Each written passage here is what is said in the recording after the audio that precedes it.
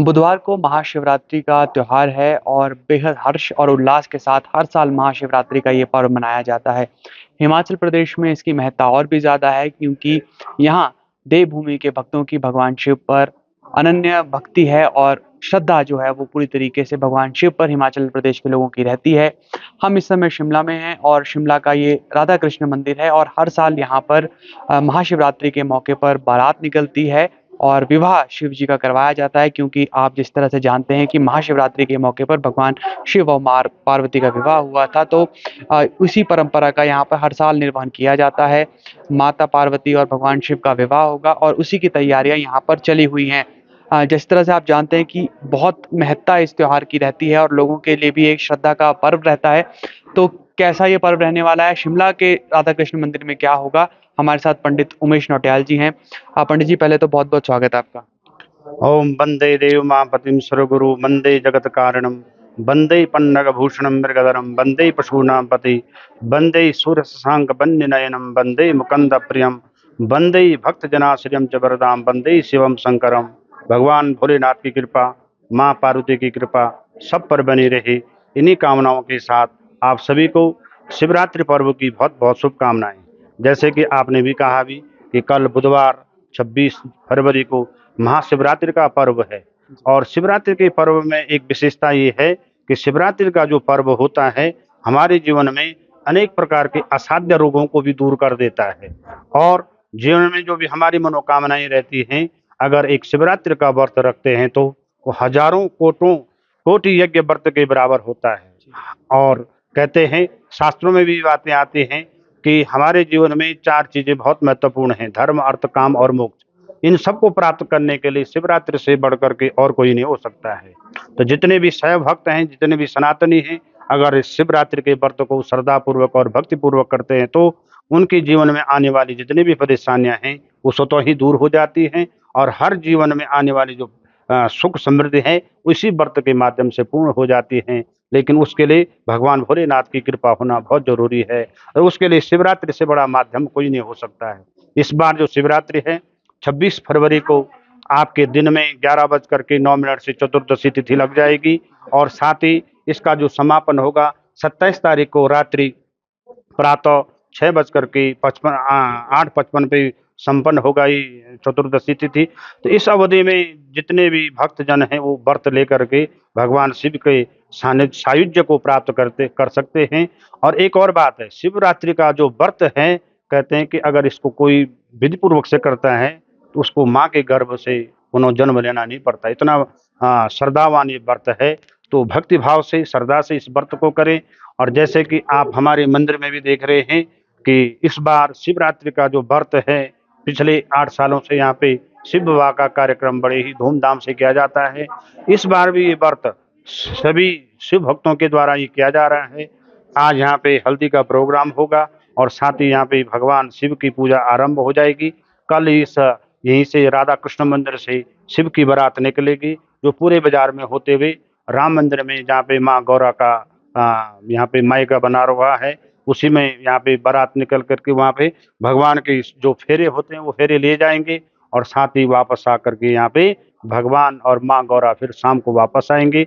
तो जैसे अभी आप भी कह रहे थे कि जो देवभूमि है, वैसे भी कहते हैं कि जो पूरा जो हिमालय क्षेत्र है भगवान भोलेनाथ और माँ गौरा का ही घर है। तो वैसे भी ये प्रसिद्ध देवभूमि है। इसमें किए हुए जो पुण्य है वो भी अक्षय बन जाते हैं और पाप भी अक्षय बन जाते हैं। तो जितने भी जिन्होंने भी अपने पुण्य को अर्जन करना है, इस अवसर को अपने हाथ से न चूकने दें।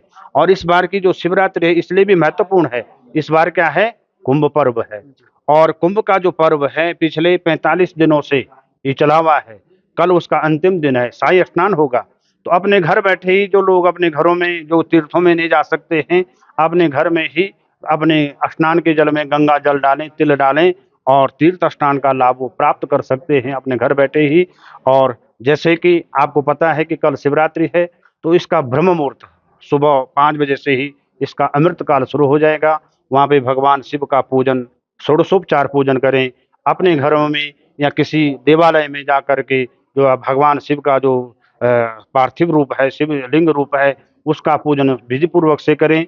और विशेष करके शिव जी को जो चढ़ाने के लिए जो प्रिय वस्तु हैं जैसे बिल्वपत्र है, बिल्व फल है, भांग, धतूरा है, अनेक प्रकार के फलों का और पंचामृत से भगवान का वहाँ पे अभिषेक करें। तो अभिषेक करने से भी जीवन में जो परेशानियाँ आती हैं, वो स्वतः ही दूर हो जाती हैं। एक और श्लोक आता है कि शिव प्रियच जलधारा विष्णु प्रियच अलंकार है, कि भगवान शिव को अगर कुछ भी नहीं चढ़ाते, मात्र एक जल का लोटा भी चढ़ाते तो उसी से शिव जी प्रसन्न हो जाते हैं। तो इस अवधि में शिवरात्रि के पर्व में अपने हाथों से भगवान का षोडशोपचार पूजन करें और हमारे जीवन में जो परेशानियां आई उन परेशानियों को दूर होने के लिए इससे बड़ा अवसर हमारे हाथ में नहीं आएगा।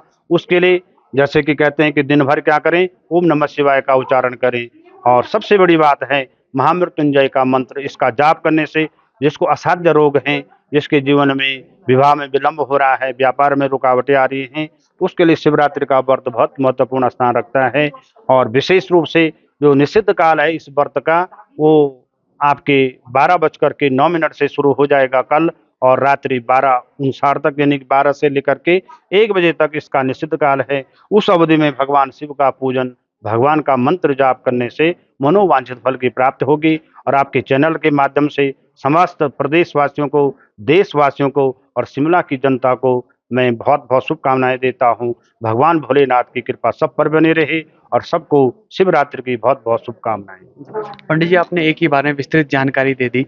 लेकिन मेरा सवाल आपसे एक और ये रहेगा कि हम देखते हैं कि अक्सर कुछ ऐसे लोग हैं जो हिंदू धर्म पर कटाक्ष करने का कोई व्यवहार, निशाना साधने का कोई मौका नहीं छोड़ते। उनके मन में ये सवाल रहता है कि आखिर भूखा रहकर कैसे भगवान प्रसन्न हो जाएँगे। कुछ लोग तो ये भी सवाल खड़े करते हैं कि जो जल और दूध जो है शिव जी के शिवलिंग पर चढ़ाया जाता है, वो गरीब को पिलाया जाए या गरीब को दिया जाए, उससे गरीब का पेट भरेगा। तो शास्त्रों में ऐसे लोगों के लिए भी कुछ जवाब है क्या? देखिए, आपकी बातों से एक शब्द मेरे मन में आ गया कि जाकी रही भावना देखी, प्रभु मुहूर्त देखी तूने तैसी। हम किसी को इसमें बाध्य नहीं कर सकते हैं, लेकिन जहाँ तक सनातन धर्म की बात आती है, सनातन धर्म बहुत विस्तृत है। उसपे कई बार कटाक्ष हो चुके हैं। आपने देखा होगा कि जब यहाँ पे मुगलों का शासन था, मुगलों ने तो कई बार प्रकार से शिवलिंग को तोड़े, मंदिरों को तोड़े, लेकिन वो आज भी अपनी जगह पे स्थिर हैं। और उसके बाद जब अंग्रेजों का आक्रमण हुआ, उन्होंने भी सनातन को विकृत करने का पूरा षड्यंत्र रचा, लेकिन सनातन अपनी जगह पे क्या रहा, खड़ा रहा। सनातन पहले भी था, आज भी है और अनादिकाल से रहेगा। अन्य जो लोग कहते हैं कि सनातन में ऐसे करने से, दूध चढ़ाने से, पूजा करने से, ये करने से कुछ नहीं होगा, वो उनकी मानसिकता है। हम किसी की मानसिकता को नहीं बदल सकते, लेकिन जो हमारे शास्त्र कहते हैं, क्योंकि हमारे पूर्वज ने, हमारे जो धर्म गुरु ने जो मार्ग बताया है, हम उन्हीं के अनुसार कार्य करेंगे, न कि ऐसे राह चलते हुए लोगों के कहने पर हम अपने धर्म से भ्रष्ट नहीं होंगे। तो जो भगवान शिव जी को पूजन करना और भगवान शिव जी को दूध चढ़ाना, फूल चढ़ाना, ये हमारे शास्त्रों में बहुत पहले से आ रखा है। आप जब मैं किसी और धर्म पे कटाक्ष भी नहीं करूँगा। जो और चीज़ों की बात करते हैं तो वो प्रमाण नहीं देते हैं। हमारे शास्त्रों में प्रमाण है कि शिव जी की पूजा करने से क्या फल मिलता है। आप जैसे कह रहे हैं कि मैं एक आपको इसका उदाहरण दूँ कि अभी जैसे कि 2013 में केदारनाथ में जो आपदा आई थी, पूरा क्षेत्र बह गया, लेकिन शिवलिंग, शिव का मंदिर वहाँ पे स्थिर खड़ा रहा। आपकी मंडी में पंच महादेव का मंदिर वहाँ पे स्थिर रहा। तो शक्ति जब है तो तभी भगवान यहाँ पे हैं। और इस चीज़ को मानते हुए मैं आपके चैनल के माध्यम से यही कहूँगा कि जिसमें श्रद्धा है, जिसमें भगवान के प्रति भक्ति है, वो इन चीज़ों में ध्यान नहीं देगा। वही लोग इस चीज़ों में, जिसको मैं एक तरह से वामपंथी विचारधारा कह सकता हूँ, वही लोग इस सनातन धर्म को तोड़ने की बात करेंगे। और मैं सभी सनातन धर्मावलंबियों को ये कहना चाहता हूँ, ऐसी तुच्छ बातों में ना करके आप सनातन धर्म के अनुसार कार्य करें। और आपने देखा भी होगा इस बार जो कुंभ का मेला लगा हुआ है, करीब करीब एक ऐसा क्षण है वो, जिसमें करीब करीब 60 करोड़ से ऊपर वहाँ पे स्नान कर चुके हैं। वो आस्था नहीं तो क्या है वो फिर? उसमें भी लोग कटाक्ष कर रहे हैं कि ये क्या है, खाली दिखावा है। लेकिन अगर आप, हमारे घर में गंगा जल है, वो कभी भी अशुद्ध नहीं होता है। तो वो हमारी सनातन की पद्धति है ना। वो और देशों में जाए, और देशों का जो और क्षेत्रों में जाए, वहाँ का जल देखो, अपने घर में 1 महीने भी रखो, वो उसमें दुर्गंध आ जाती है। तो जो हमारी जो गंगा माँ है, जिसको हम माँ मानते हैं, हम पत्थरों में भी देवता को दर्शन करते हैं, तो किसी के कहने पर हम अपनी आस्था को बंद तो नहीं कर सकते हैं।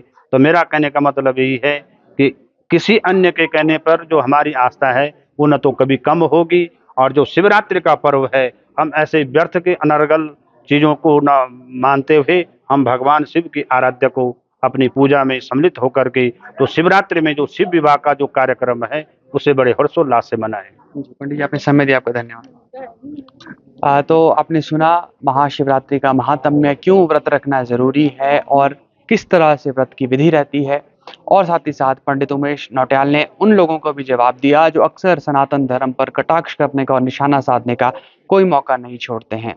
तो फिलहाल के लिए इतना ही, आप जुड़े रहिए एबीपी लाइव के साथ। For exclusive and insightful videos, subscribe to our new channel ABP Live Premium.